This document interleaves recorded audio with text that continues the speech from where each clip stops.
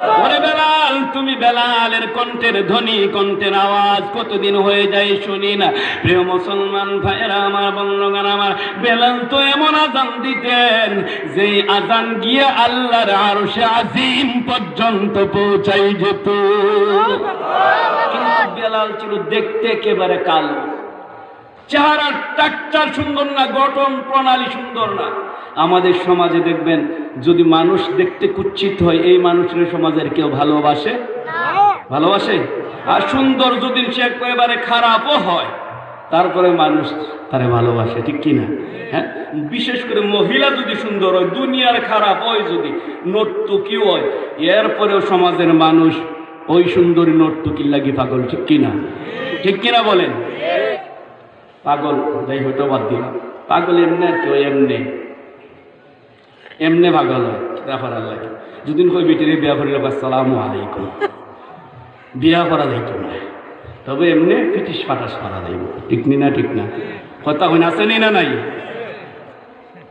প্রিয় মুসলমান ভাইয়েরা আমার, হযরত বেলাল দেখতে সুন্দর ছিল না, নাক ঠিক নাই, ঠোঁট ঠিক নাই, চেহারা ঠিক নাই, হাত পাও ঠিক নাই, আর মাঝে কালা। মক্কার মানুষেরা বেলালকে কালো কাউয়া বলে ডাকতো। কাউয়া চিনুন আপনার? কাক বলে ডাকতো। মুসলমান ভাইয়েরা আমার, কিন্তু এই বেলালের আল্লাহর দরবারে এত সম্মান, এত ইজ্জত, এত মর্যাদা আমার আল্লাহ পাক বেলাল রাদিয়াল্লাহু তাআলা আনহুকে দিয়েছেন। আমার বেলাল রাদিয়াল্লাহু তাআলা আনহুকে আমার আল্লাহ পাক ইজ্জত দিয়েছেন, সম্মান দিয়েছেন। কিয়ামতের ময়দানে আমার নবীকে আমার আল্লাহ পাক ডাক দেয়া বলবেন, হাবিব, ও আমার হাবিব, আপনার বেলাল কোথায়? আপনার বেলালকে আজকে ডাক দেন। আমার নবী ডাক দেয়া বলবেন, প্রভু গো, ও প্রভু, বেলালের কি প্রয়োজন? আমার আল্লাহ ডাক দেয়া বলবেন, ও বন্ধু, বেলালের প্রয়োজন আছে। আপনি উটের উপরে শুয়ার হন, আপনার উটের লাগাম ধরবে বেলাল, লাগাম টেনে টেনে আপনি রাসূলের উটের লাগাম টেনে টেনে আপনি রাসূলের সাথে আপনার কালো বেলাল আজকের দিনে আপনার সাথী হয়ে আমি আল্লাহর তৈরি জাহান্নামে জান্নাতের ভিতরে ঢুকবে। প্রিয় মুসলমান ভাইয়েরা আমার, বন্ধুগণ আমার, সময় কমা জান হয়ে যাবে। হযরত বেলাল রাদিয়াল্লাহু তাআলা আনহুকে যখন সাহাবায়ে কেরাম বললেন, ও বেলাল, কতদিন ধরে তোমার কণ্ঠের আজান শুনি না, ও বেলাল একটু আজান দাও। বেলাল বলে, না না, আজান দেওয়া যাবে না, আজান দেওয়া যাবে না, আজান দেওয়া যাবে একটা শর্তে আজান দেওয়া যাবে। তোমরা যদি আমাকে কথা দিতে পারো, আমি মসজিদে নববীর ভিতরে, আমার নবীর মসজিদের মধ্যে আমি বেলাল আজান দেব। এক শর্তে তোমরা যদি আমাকে ওয়াদা দাও, আমার আজানের পরে আমার রাসূলকে যদি তোমরা মসজিদের ভিতরে এনে দিতে পারো, তাহলে আমি বেলাল আজান দেব। জোরে জোরে বলেন না।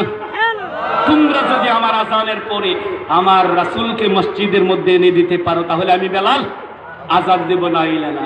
প্রিয় মুসলমান ভাইয়েরা আমার, সকল সাহাবায়ে কেরাম বললেন, বেলালকে দিয়ে আজকে কথা শোনানো যাবে না। রাসূলের দুই কলিজার টুকরা ইমাম হাসান এবং হুসাইনকে নিয়ে আসো। রাসূলের দুই ত্রুক, রাসূলের কলিজার টুকরা হাসান এবং হুসাইন রাদিয়াল্লাহু তাআলা আনহু যদি বলেন, আজকের দিনে বেলালকে আজান দিতে আমাদের বিশ্বাস, আজকের দিনে বেলাল আজান দিবে। আল্লাহু আকবার। মুসলমান ভাইরা, ইমাম হাসান এবং হুসাইন রাদিয়াল্লাহু তাআলা আনহুকে নিয়ে আসা হলো। ইমাম হাসান এবং হুসাইন রাদিয়াল্লাহু তাআলা আনহু এসে বললেন, ওরে আল্লাহর নবীর সাহাবী বেলাল, আমরা রিকোয়েস্ট করছি, কতদিন ধরে তুমি বেলালের কণ্ঠের আজান শুনি না। ওরে বেলাল, আজকের দিনে তাহাজ্জুদের ওয়াক্তের আজানটা তুমি বেলাল দিবা, তুমি বেলাল দিবা। প্রিয় মুসলমান ভাইরা, নবীর কলিজার টুকরাদের কথা তো ফালানো যায় না। হযরতে বেলাল তাহাজ্জুদের সময় মাইকের সামনে দাঁড়িয়ে গেছে, আল্লাহু আকবার বলে মাইকের সামনে দাঁড়িয়ে আজান শুরু করে দিলেন। আল্লাহু আকবার, আল্লাহু أكبر الله أكبر الله أكبر أشهد أن لا إله إلا الله أشهد أن لا إله إلا الله أشهد أن محمد رسول الله যখন আশহাদু আন্না মুহাম্মাদার রাসূলুল্লাহ পড়লেন হযরত বেলাল আশহাদু আন্না মুহাম্মাদুর রাসূলুল্লাহ পড়ার সঙ্গে সঙ্গে আপনার জমিনের ভিতরে বেহুশ হয়ে পড়ে যান। আল্লাহু আকবার বলেন। হযরত বেলাল যখন এরকম ভাবে আযান দিতে লাগলেন, তিনি আল্লাহু আকবার প্রথম শব্দ বলার পরে এই শব্দটা চলে গেল আপনার মদিনার এলাকার ভিতরে ছড়িয়ে পড়ল। মদিনার মানুষগুলো আপনার বলতে লাগলো, কি রে বেলাল তো মক্কার জমিন থেকে সিরিয়ার দামেস্কে চলে গিয়েছে, আজকের আযান শোনা যায় বেলালের কণ্ঠ। সুবহানাল্লাহ পড়েন। বেলালের কণ্ঠ শোনা যায়। নবীর বড় বড় সাহাবাইরা, নবীর বড় বড় সাহাবায়ে কেরাম ঘরের ভিতরে থেকে দৌড় মারছে, নবীর মসজিদে নববীর দিকে উদ্দেশ্য করে একটা দৌড় মেরেছে। আপনার মদিনার মহিলা পর্যন্ত রাত্রি বেলায় ঘর থেকে হযরত বেলালের আযানের ধ্বনিতে আপনার বের হয়ে গেছে, কিরে বেলালের কণ্ঠ, কিরে বেলালের কণ্ঠ। যখন হযরত বেলাল এরকম ভাবে বেহুশ হয়ে জমিনে পড়ে যায়, আবার বেহুশ হুশ ফিরার পরে আপনার পরে আশহাদু আন্না মুহাম্মাদার রাসূলুল্লাহ,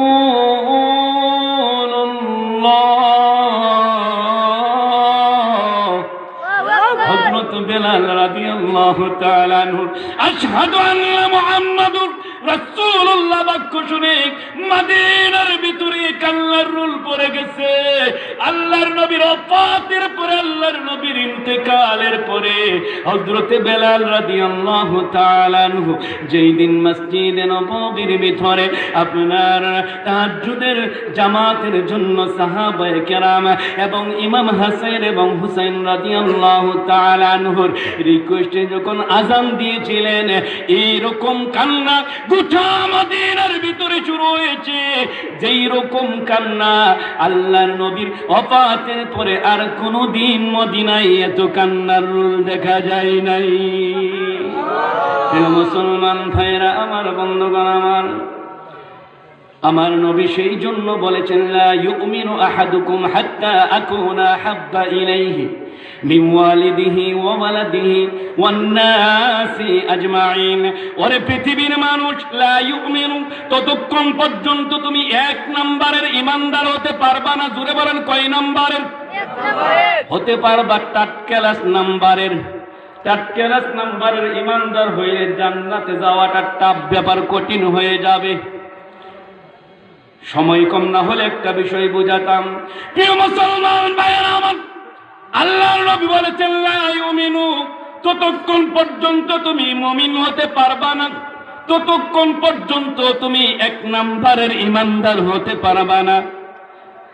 হাত্তা আকুনা আহাব্বা ইলাইহি মিন ওয়ালিদিহি ওয়া ওয়ালাদিহি ওয়ান নাসি আজমাইন, যতক্ষণ পর্যন্ত না তুমি তোমার জান, বলেন কি, তুমি তোমার জান, তুমি তোমার মাল, তুমি তোমার সন্তান, তুমি তোমার সন্ততি, তুমি তোমার স্ত্রী, তুমি তোমার বাবা, তুমি তোমার মা, এক কথায় গোটা পৃথিবীর সকল কিছুর চাইতে তোমার নবীকে, তোমার রাসূলকে অন্তরের ভিতরে মহব্বতের জায়গায় যত সময় পর্যন্ত জায়গা দিতে পারবে না, ততক্ষণ পর্যন্ত তুমি এক নম্বরের ঈমানদার হতে পারবে না। জোরে জোরে বলেন ঠিক কিনা? তাহলে আমরা রাসূলের মহব্বত এক নম্বরে আমাদের কলিজায় জায়গা দিতে চাই কিনা? এক নম্বর স্থানে রাখতে চাই কিনা? এক নম্বরের ঈমানদার হতে হলে জায়গা দেওয়াই লাগবে, ঠিক কিনা বলেন? যদি জায়গা দিতে না পারি তাহলে এক নম্বরে ঈমানদার হতে পারবো না। আর এক নম্বরের ঈমানদার না হতে পারলে ফার্স্ট টাইম জান্নাতে যাওয়া যাবে না। সেই জন্য রাসূলের মহব্বত অন্তরের মধ্যে পোষণ করার প্রয়োজন আছে না নাই? আর একটা চিল্লাবান আছে না নাই? ৫৬,০০০ বর্গ মাইলের এই সোনার বাংলাদেশে হাস্যকর একটা আইন আছে। হাস্যকর কি জানেননি? আমার রাসূলকে যদি গালি দেওয়া হয়, আইন আছে, বানিয়ে বলতেছি না, আমার রাসূলকে যদি গালি দেওয়া হয় তার শাস্তি হচ্ছে সর্বোচ্চ 2 বছরের সশ্রম কারাদণ্ড। কয় বছর? কথা বলেন, কয় বছর? কিসের কারণে? রাসূলরে যদি কেউ গালি দেয়। আরেকটা আইন আছে, যদি বাংলাদেশের কোনো রাজনৈতিক লিডাররে যদি কোনো মানুষ গালি দেয় তার শাস্তি হলো গিয়া সর্বোচ্চ 14 বছর সশ্রম কারাদণ্ড। আরেকটা আসতে হবে। এই আইন দিয়া নাস্তিক মুরতাদেরা কি বুঝাতে চায়? কি বুঝাতে চায়?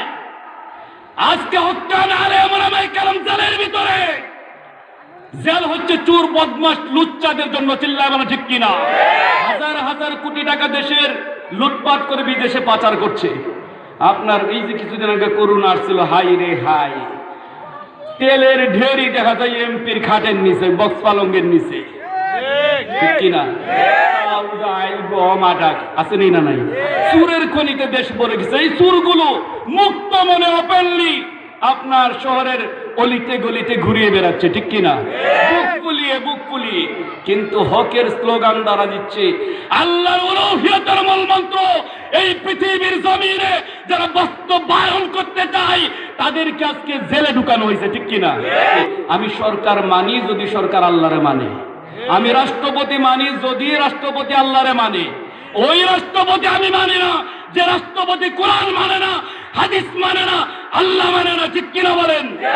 তার কথার সাথে সাথে আমি আজকে সুর মিলিয়ে বলতেছি আমিও রাষ্ট্রপতি মানি না যদি রাষ্ট্রপতি আল্লাহরে মানে না, ঠিক কিনা বলেন? জেল ফাঁসি, এই দুনিয়াটা হচ্ছে জেলখানা।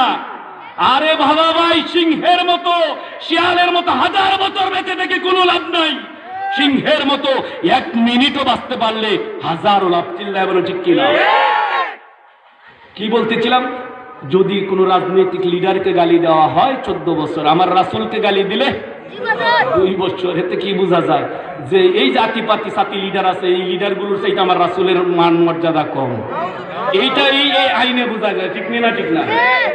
কিন্তু আজকে আমরা স্পষ্ট দেখতে ভাষাই এই মলমপুরের জমিন থেকে নাস্তিক মুরতাদদেরকে আমরা জানান দিয়ে দিতে চাই যারা এই 56,000 বর্গ মাইলের সোনার বাংলাদেশে আমার রাসূলকে নিয়ে কটূক্তি করবে, আমার রাসূলের শানে অপছন্দনীয় অশোভনীয় শব্দ চয়ন করবে, তাদেরকে আমরা আইন চাই, তাদেরকে ফাঁসির কাস্টে ঝুলাতে হবে, ঝুলাইতে হবে, চিল্লায় বলেন ঠিক কিনা?